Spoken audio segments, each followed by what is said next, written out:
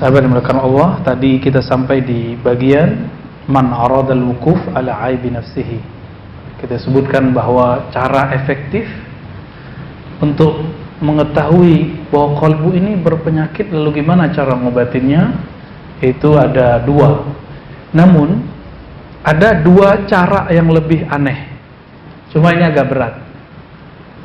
Yang paling mudah itu pertama berguru kepada mursyid yang ahli kalbu, yang kedua punya sahabat yang ahli kalbu.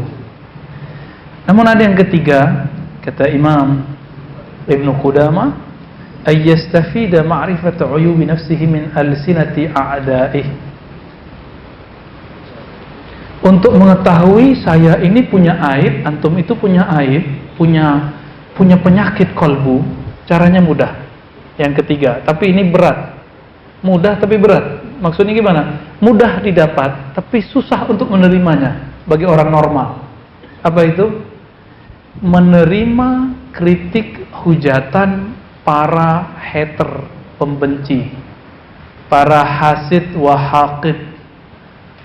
Mudah nggak untuk mengaksesnya? Mudah. Kalau orang sudah biasa masuk di sosmed, baik itu video ataupun ya grup gitu ya, grup-grup WA, ketahuan di situ sudah.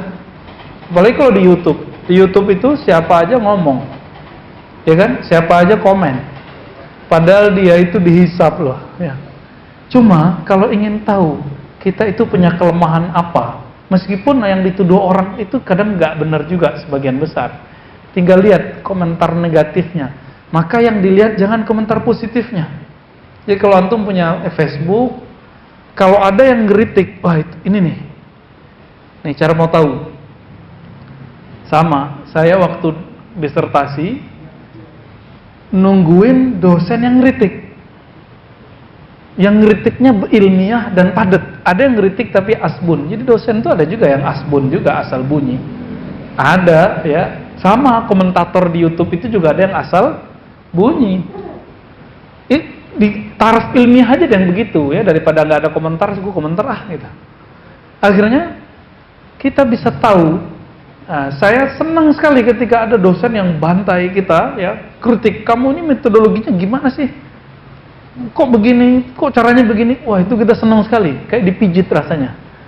Jadi kalau kita sudah mengenal kritik-kritik yang negatif itu sebenarnya positif, itu sama kayak dipijit. Dipijit sakit nggak? Sakit kalau dipijit itu, tapi enak ujungnya. Ya, saya punya kawan yang ahli pijit, kalau dipencet sama dia pasti sakit. Tapi 3 hari di situ, kita kemana-mana, mau ceramah, mau ngajar, nggak ada capeknya. Tapi sama pijit yang enak, ya baru dipegang 5 menit kita udah hilang. Dia bilang udah setengah jam, Pak udah selesai, nggak ada rasa apa-apa. Nah, itu namanya pijit ngantuk. Pijit bikin tidur. Ada namanya urat-urat tidur itu di kaki ya. Oke. Jadi kalau mau tahu, ternyata orang hasad, orang dengki itu anugerah. Mungkin kawan kita nggak berani ngomong, tapi kalau musuh kita berani ngomong. Ini hebatnya, Pak. Maka jangan pernah frontal menghadapi orang-orang yang benci, kecuali kebenciannya dengan kejahilannya.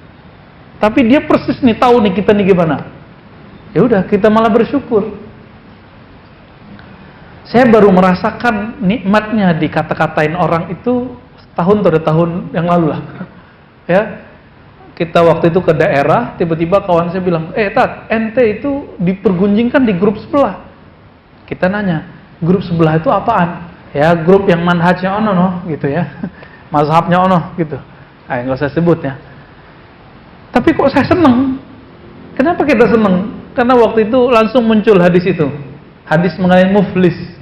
Atadruna manil muflis? Tahukah kamu orang yang bangkrut? Siapa orang bangkrut? Yang dia suka ngomongin orang-orang, kesalahan orang, tanpa orang yang diomongin beramal, dia dapat pasif pahala, bukan pasif income. Pasif kebaikan. Jadi kebaikan yang nggak perlu dia berbuat tapi dia dapat.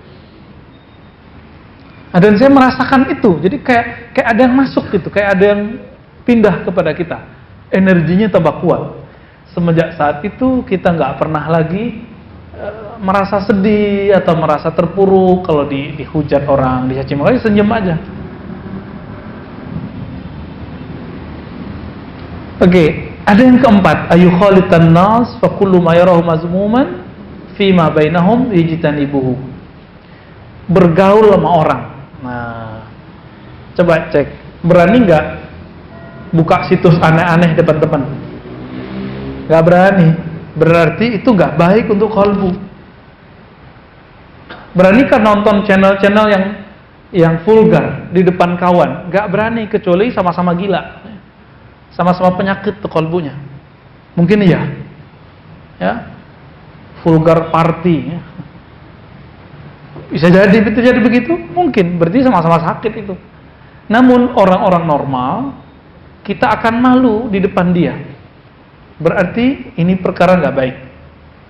Ya, di hadis Tirmizi itu disebutkan ya, ciri-ciri keburukan asyar itu yang sesuatu yang jika ayat tali alaihin nas, ya, ketika manusia tahu anta takrahu, kamu tidak suka, itu indikator bahwa itu aib yang harus kita benerin. Jadi teman-teman semua, kita punya aib masing-masing yang kita simpan. Kalau orang lain tahu kita nggak rela, berarti itu harus dihilangin.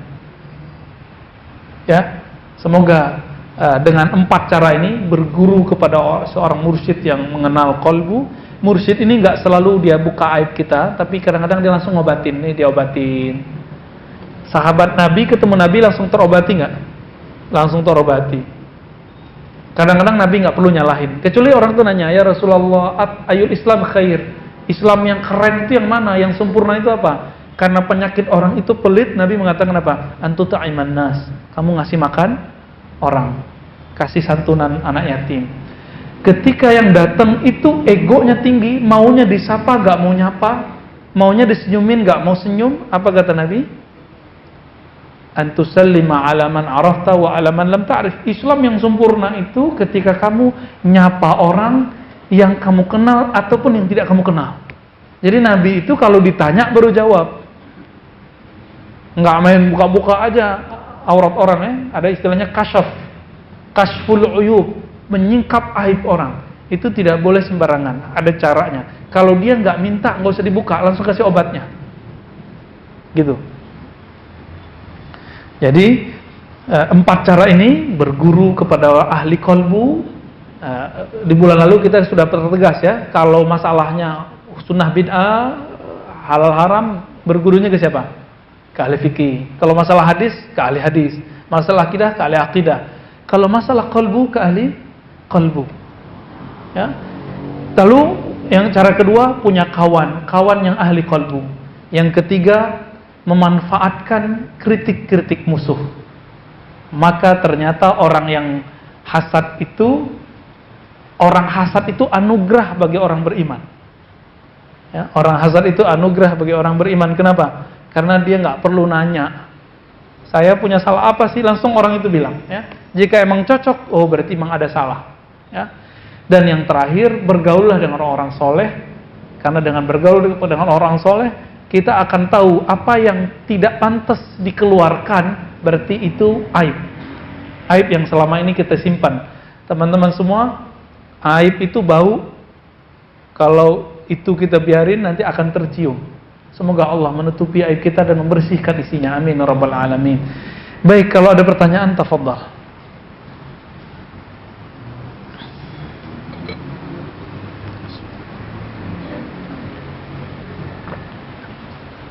Baik, ada yang mau bertanya? Dari jemaah laki-lakinya dulu. Udah nggak ada ya. Cukup ya? Gimana? Ada pertanyaan? Antum yang nanya deh kalau gitu. Sudah. Saya nanya ke jemaah. Saya lagi mikir. Kira-kira pertanyaan apa yang saya mau tanya? Kalau nggak ada ya nggak usah nanya ya. Kalau kajian kolbu itu rata-rata emang pertanyaannya hilang semua udah. Beda kalau ngaji fikih, ngaji akidah, pertanyaan tambah banyak. Apalagi kalau ngaji sunnah bid'ah, pertanyaannya tambah banyak.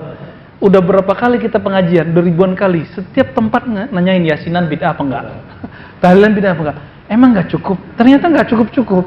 Lain kalau masalah kolbu, kita cuma ngangguk-ngangguk doang, ya. Jadi itu emang beda. Jadi kalau nggak ada pertanyaan berarti insya Allah sukses.